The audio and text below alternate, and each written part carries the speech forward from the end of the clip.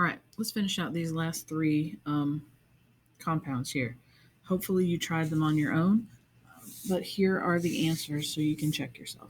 All right, so we've got iron 3. We said before that means it's got a 3 positive charge. Sulfate. We've done sulfate before. We know it has an SO4 with a 2 minus charge.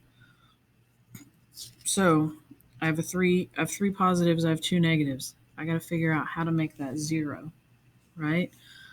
So just like when you find the greatest common factor, least common multiple, not a math teacher, don't remember the names of everything.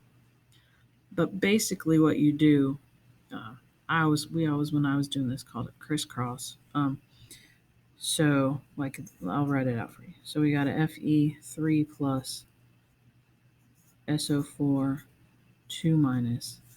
So the superscript up here becomes the subscript down here, and vice versa.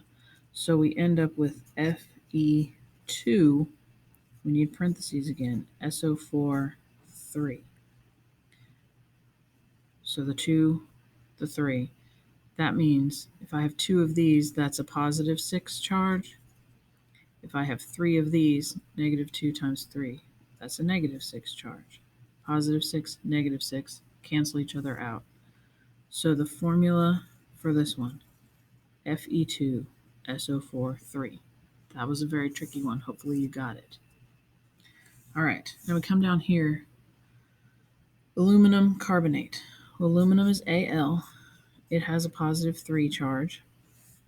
And then carbonate comes from my chart. I'm looking for it. There it is. Carbonate. CO3 with a 2 minus charge. So CO3 with a minus 2 charge. Okay? So just like with this one, we kind of have to crisscross, right?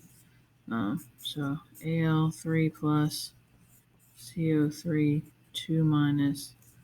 So the 3 is going to come over there. The 2 is going to go over there. So our formula is Al2, and we need parentheses, CO3, 3.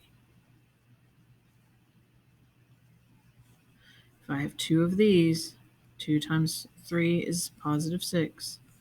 And I have 3 of these, 3 times negative 2 is negative 6. They cancel out to 0, right? So that crisscross is very helpful. All right, last one. Copper 2 perchlorate. So that means copper has a positive 2 charge. Copper is Cu. The one we want is with the positive 2 charge. Then we look here and find perchlorate. Oop, there it is right there.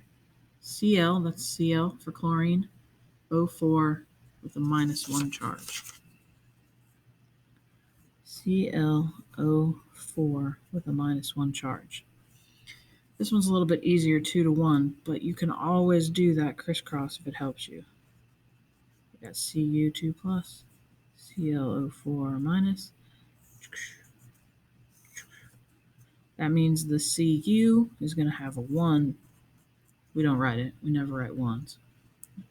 Parentheses again. The ClO4, there's 2 of them because of the plus 2 charge on the copper. So that's the formula for that one. Okay. If you're still struggling with this, let me know. We'll get you some more practice. You will have an assignment, but make sure you can do all these and let me know if you have questions.